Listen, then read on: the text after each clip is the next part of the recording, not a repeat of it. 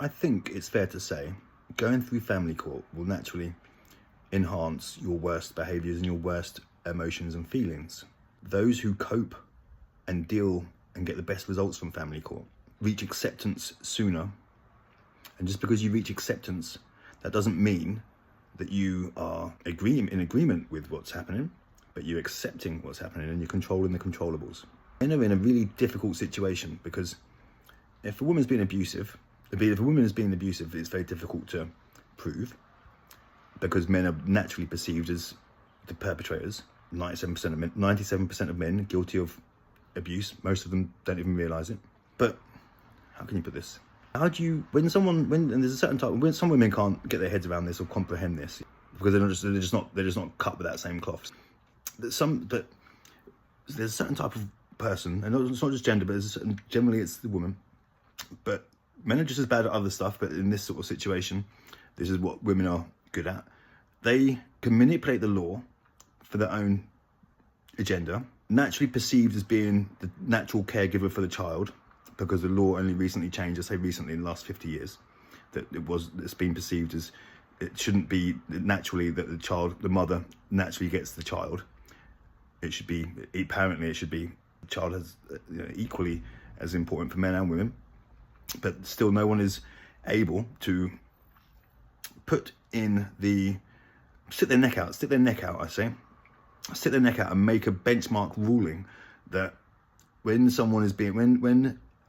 a mother or a father is being implacably hostile or perpetrating parental alienation, which is emotional and psychological abuse on the child, which again is very difficult to prove because it leaves no bruising or no marks, and you can only notice the impact on it years down the line. It's future risk of harm, and because people aren't worried about future risk of harm, they're only worried about now direct harm now.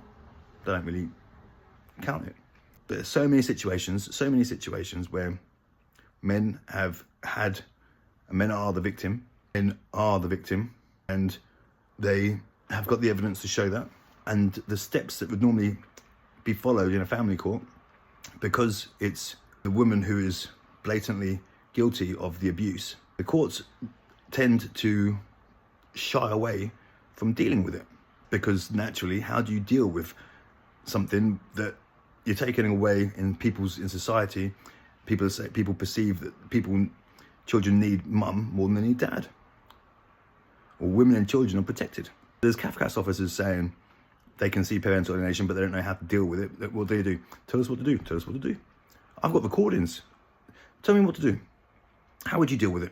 You've not been in the child's life for 3 years. He's been slagged off, or she's been getting slagged off by the mum. Now the child doesn't want to speak to you. We can see it's happened.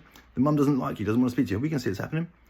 What would you do about it? Do you take the child away who's normalised this behaviour? They've normalised this behaviour now. And they have, the risk you then have is because they've normalised this behaviour, they still love their mum, and they've got every right to do that. Same as my daughter. She loves her mum, and I respect that. I love her mum, but she gave me Lila. I respect her mum. She's the mother of my daughter. I don't like what she's done to me. I don't like how she speaks about me or talks about me, or the fact that she doesn't even speak to me. I don't like the fact that she still creates animosity after all these years. But I've come to acceptance with that, and I've managed to work things through with my daughter because we've got a good, close relationship. That doesn't mean it's easy. I made decisions that I didn't want to make. I don't see my daughter. I've got a 50-50 equal 2 weeks on, 2 weeks off shared care court order that hasn't been in place since 2021, but since it was 3 months after it was issued. This is after my ex having unpaid work for breach of court orders. And that's the other thing, when you try and enforce a court order on a mum, courts are reluctant to do it because it has a negative impact on the children, because the children love their mum, naturally. How do you punish someone if you punish the mum, then it's not child-focused. If a dad is slagging off the mum, it's not child-focused. If a dad is angry at the mum, it's not child-focused.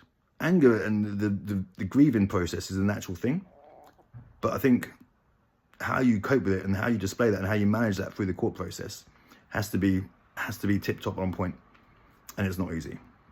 I spent years getting it wrong at the beginning, and I got to my philosophy now, and that's what I teach. Own your shit, be humble, show sacrifice, offer compromise, prepare to be pragmatic.